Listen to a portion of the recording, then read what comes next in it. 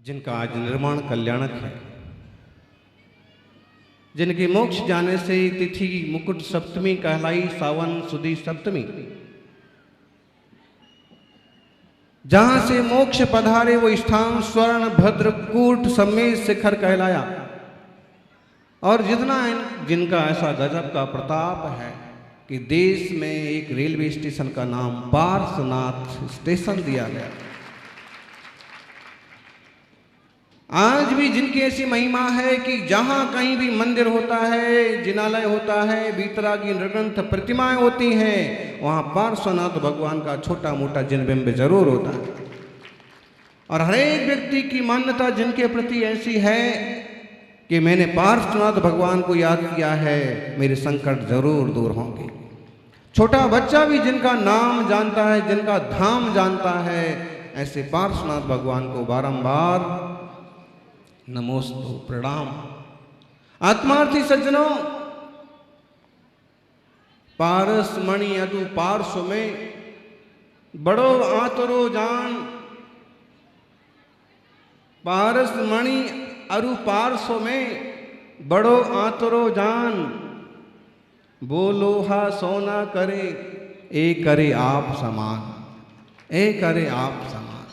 और ये सच्ची बात है, पारस मणि तो लोहे को छू करके सोना बनाएगी, लेकिन पारस अगर आपको छू गए तो आप पारस बन करके रहोगे। कुशल गढ़ वाले बताते हैं कि बोले 30-35 साल पहले समाज की वो दशा थी, 50 साल पहले वो स्थिति थी कि अगर छोटा सा भी काम करना है तो 10 जनों का मुंह देखना पड़ता था। और जब से अंदेश और पार्श्वनाथ भगवान पार्श्वनाथ की भक्ति में पूरे तन मन धन से समाज जुड़ा, गुरुओं का आशीर्वाद मिला, पूरा समाज में आ। छोटे छोटे परिवार महीनों के मेहनत कर करके भी वह भगवान के ऊपर एक शांति धारा का कलश चढ़ाने का सौभाग्य समझते।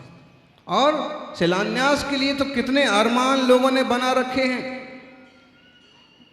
जिसकी क्षमता 10 की है वो सोचता है कि मैं 20 तक कोशिश करूंगा, लेकिन 9 में से कोई ना कोई शिला तो जरूर धरूंगा।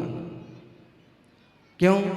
क्योंकि उनसे जुड़ने में जो आनंद है, प्रभु के प्रति समर्पण में जो आनंद है, और दुनिया के महल खड़े करने में आनंद नहीं है। दुनिया का महल, लाख महल खड़ा कर लो, उसकी कोई कीमत नहीं है। और एक बार ऊंचा जिनालय बनवा लो, हमेशा सदियों के लिए याद रखा जाएगा। किसने शिलान्यास किया था, किसने पहली गैती लगाई थी, और किसने पहली शिला रखी थी, और किसने सौभाग्य पाया था कि वह पार्श्वनाथ भगवान की जिनालय में अपनी शिलाएं अर्पित कर। सुनने वालों को लगता होगा कि इतनी बड़ी बड़ी बोली लेते हैं लोगों के पास, बहुत है, बहुत है और बहुत नहीं भी है, लेकिन जब मन से बोलते हैं तो कहीं ना कहीं से आ जाता है, रहने की सामर्थ्य हो जाती है। और महीनों महीनों पाई पाई जोड़ करके भी ऐसी भावना होती है कि श्रावक की कि एक बार तो मैं ये सौभाग्य जरूर लूंगा। आपको सुनकर के आश्चर्य होगा, एक शहर में, एक नगर में शिलान्यास हुआ, ऐसे श्रावक के परिणाम हुए, ऐसे भाव हुए कि उसने बड़ी सारी बोली ले ली। लोगों ने जब नाम सुना तो इससे कैसे होगा, तो उसने कहा मैं अपना घर बेच करके दूंगा। आप सोच सकते हो ऐसा कोई हो सकता? मैं अपना घर बेच करके दूंगा, मेरे नाम से बोली टूटी है, मैं सौभाग्यशाली। मुझे आनंद है कि बरसों से मैंने कोई भावना पाली थी, भावना भाई थी, और आज किसी भी स्थिति में मुझे अवसर मिला। लेकिन ज्ञानी, जब हम सब कुछ समर्पित कर देते हैं, झुक जा तू गुरु के सामने, झुक जा तू प्रभु के सामने, तो तेरा कोई काम नहीं मिटने देंगे, और समर्पित हो जा भगवान के चरणों में, तेरा कोई काम नहीं रुकने देंगे। और जब समर्पित हो जाते हैं तो फिर उनको सोचना पड़ता, क्योंकि वीतरागी भगवान सोचते नहीं हैं, यहाँ तो आपो आप सब कुछ होता चला जाता है। यहाँ तक कि वीतरागता की सीढ़ियाँ चढ़ने वाले मुनिराज भी ज़्यादा झंझट में पड़ते नहीं हैं। हमें तो पता भी नहीं पड़ता है कि किसको आशीर्वाद दिया था और किसको क्या हो गया।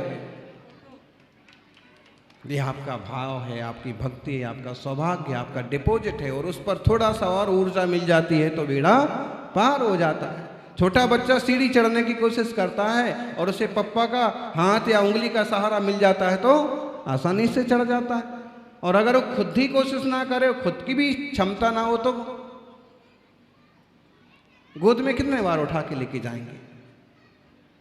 ऐसे ही खुद की शक्ति भक्ति समर्पण होता है तो काम बनते चले जाते हैं।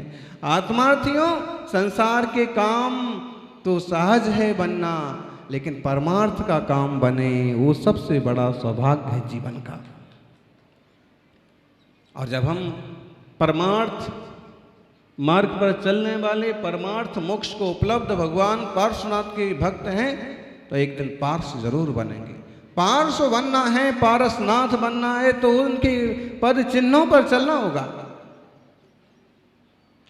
आप कल्पना कीजिए किस सहनशीलता के बल पर और पार्श्वनाथ का आत्मा परमात्मा बना। एक समय हमारे जैसे सामान्य प्राणी थे। माताओं धन्य है, धन्य वह मां जिसने पारसनाथ जैसे पुत्र को जन्म दिया।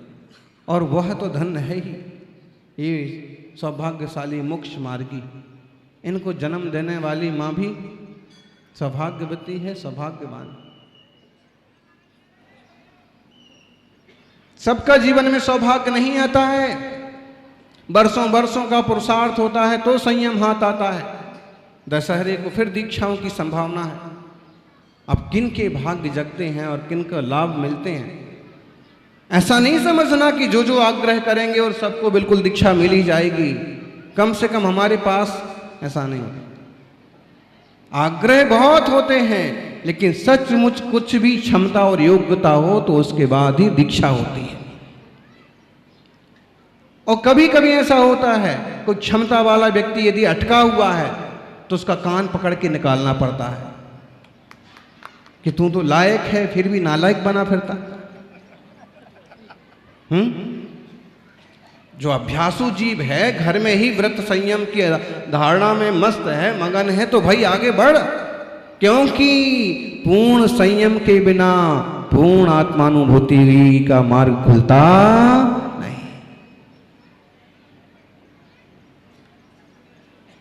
अभी आपको पंडित जी बता रहे थे लड्डू मीठा होता है। कई लोगों ने क्या, सबने पहली बार सुनी होगी ये बात, हाँ? और जिधर से भी खाओ लड्डू। मालूम था इसके पहले आप लोगों को? देखिए,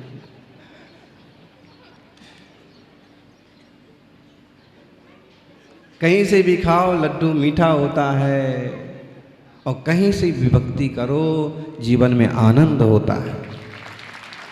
निर्वाण लाडू चढ़ाएंगे और जीवन में हम आनंद के रास्ते उघाड़ेंगे। चलना पड़ेगा उनके मार्ग पर, तब होगा हमारा और सबका कल्याण। आप कल्पना तो कीजिए उनकी समता, उनकी क्षमता, उनकी वीतरागता, उनकी निष्प्रहता।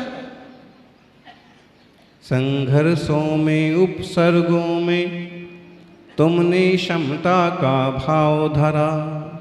पार्श्वनाथ भगवान के जीवन को आप देखिए। पार्श्वनाथ पुराण किसी ने पढ़ा? और अगर पार्श्वनाथ भगवान का पंच कल्याणक हो तो एक नृत्य नाटिका जरूर होती है, और उसमें उनका 10वां भाव, उनका अगला भाव, और उनका पहले का भाव, और फिर कमठ के उपसर्ग वाला भाव जरूर दिखाया जाता है। आज यहां होने वाली है शाम को वैसी नृत्य नाटिका के, हमें पूरा उनका जीवन मालूम पड़ेगा। पार्श्वनाथ पुराण बड़ा सुंदर पुराण है। पार्श्वनाथ की कथा अद्भुत कथा है, और उसमें पूरा यही है कि संघर्षों में उपसर्गों में तुमने समता का भाव धरा। आदर्श तुम्हारा अमृत बन भक्तों के जीवन में बिखरा। संघर्षों में, उपसर्गों में कितने संघर्ष आए, कितने उपसर्ग आए, फिर भी समता नहीं छोड़ी, और इसलिए वो हमारे लिए आदर्श बन गए।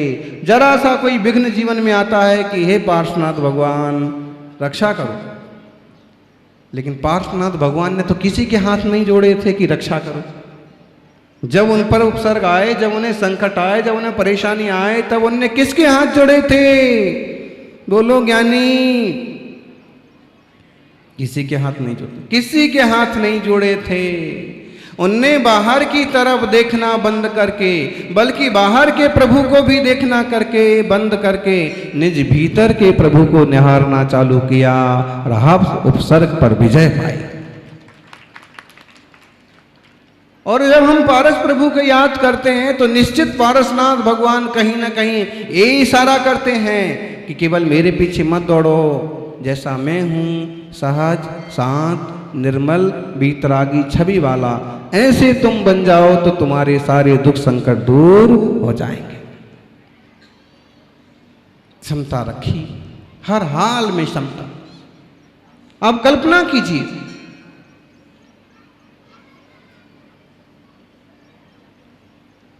आनंद राजा का दरबार है, विश्वभूति मंत्री मरुभूति और कमठ उनके दो पुत्र,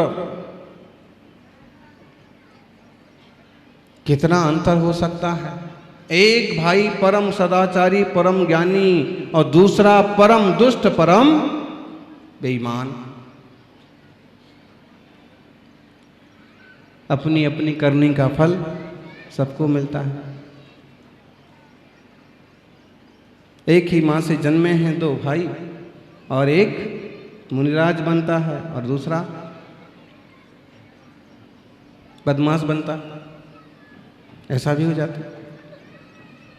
श्रावक बन जाए तो भी ठीक है भाई, जिन धर्म के रास्ते तो है। ध्यान रखना, जिन धर्म विनिर्मुक्तो मां भवे चक्रवर्त्यपि, ये सूत्र ध्यान में रखना हमेशा, और खासकर युवा पीढ़ी, छोकरियां छोकरों, जिन धर्म विनिर्मुक्तो मां भवे चक्रवर्त्यपि, जिन धर्म को छोड़ करके मुझे चक्रवर्ती भी नहीं होना। समझ में आ रहा? नई पीढ़ी को भी ये ध्यान में लेना चाहिए, नहीं तो छोरियां इसके साथ चली गई, उसके साथ चली गई। अरे उसके पास गाड़ी है, उसके पास घर है, और दोस्त है, मित्र है, फलाना है, ठिकाना है। जिन धर्म को छोड़ करके अगर मिथ्या दृष्टि कोई चक्रवर्ती राजा हो तो उससे भी विवाह करने की जरूरत नहीं है। जिन धर्म इतना कीमती, केवल एक जीवन के लिए, केवल लालसा के लिए, केवल भोगों के लिए, और जिन धर्म को छोड़ते हैं ऐसे तुच्छ लोग चुल्लू भर पानी में डूब के मरना चाहिए। तुमने अपना सारा जीवन मिट्टी मोल बर्बाद कर दिया। अरे 1000 छोकरे हैं दुनिया में, 1000 छोकरियां हैं। पारसनाथ भगवान बाल ब्रह्मचारी, सैकड़ों रिश्ते आए, सैकड़ों राजाओं ने आग्रह किया, सैकड़ों महारानियों ने निवेदन किया, सैकड़ों कन्याओं ने कहा कि आपके अलावा दुनिया में हमारा कोई पति नहीं बनेगा। पारसनाथ ने युवावस्था में सबको संबोधित कर दिया, मैं किसी का मालिक नहीं बनूंगा, मैं किसी का पति नहीं बनूंगा, मैं मोक्ष मार्ग में चलूंगा, आत्मशुद्धि का पुरुषार्थ करूंगा। सब आप अपने अपने मालिक बन जाओ, और जिसको मेरे जैसा बनना हो वो मेरे पीछे आ जाओ। जैसे मैं तपस्या करूंगा वैसे तुम तपस्या करना, जैसे जिस मार्ग पर मैं चलूंगा वैसे उस मार्ग पर तुम जाना। लेकिन मेरी कोई गारंटी नहीं, मैं किसी का मालिक नहीं बनूंगा, ना किसी की रखवाली करूंगा। नेमिनाथ के पीछे राजुल चली गई, कितने बार हालचाल पूछने आए नेमिनाथ, बोलो हैं? आज 2500 सैकड़ों गाने बने हैं कि राजुल पुकारती रहती है और नेमी जो है सुनते ही नहीं। क्यों? क्योंकि उनका लक्ष्य निश्चित है। अब उपयोग ध्यान इधर उधर हुआ ना तो बराबर नहीं। इस भाव में मुझे अपना लक्ष्य साधना है। जंजाल है, अरे जंजाल को साथ में ले गए, साथ में रख लिया तो आफत ही। इसलिए सबसे पहले इसी को छोड़ते हैं, इसी को तोड़ते हैं। बाल ब्रह्मचारी तीर्थंकर कितने कितने कौन कौन से? श्री वासु पूज्य मल्लिनेमि। एक श्रावक का, एक ग्रस्त का जितना शील व्रत होता है उतना हम जरूर पालते रहें। जिन शासन में रह करके उत्तम साधना करें, समाधि मरण करें। आत्मार्थी सज्जनों, पहले भाव की वह घटना, उसमें एक शील का भी उदाहरण है और एक दुस्शील का उदाहरण। मरुभूति को हम शील का पुंज कह सकते हैं। एक विवाह किया है, गृहस्थी का निर्वाह करता, और कमठ को कुशील का पुंज कह सकते हैं। इतने खोटे परिणाम कि छोटे भाई की पत्नी पर नजर डाल दी। सम्राट को मालूम पड़ा, अरविंद महाराज को मालूम पड़ा, तो उन्होंने काला मुंह करके बाहर निकाल दिया। ऐसे दुष्ट और गंदे लोगों का समाज में रहना उचित नहीं है। मरुभूति ने मनाया कि हमारा भाई है। राजा ने कहा कि भाई हो कि पिता हो कि कोई भी हो, न्याय न्याय की तरह होना चाहिए। और तू किस मुंह से कहता है कि हमारा भाई है? इतना खोटा काम करने के बाद भी तू भाई बोलता है? वो सरल स्वभावी जीव उसको तब भी भाई मानता। जैसे तैसे राजा को मना लेता है कि हमारे भाई को हम मना करके वापस ले आते हैं, आप माफ कर देना। राजा कहते हैं कि मत जा, दुष्ट है जो आदमी इतना खतरनाक काम कर सकता है। वो तुमसे जला हुआ है, भुना हुआ है, परेशान है, तुम्हें नुकसान होगा। बात नहीं मानी, नहीं मैं मना के लाऊंगा, आप माफ कर देना। पहले से ही जला भुना था। एक तो उसके पिता का जो पद था, मंत्री का पद, मिलना चाहिए कमठ को, मिला मरुभूति को, क्योंकि उसी को मिलता है जिसमें कुछ अक्ल हो, कुछ नीति हो, कुछ संस्कार हो।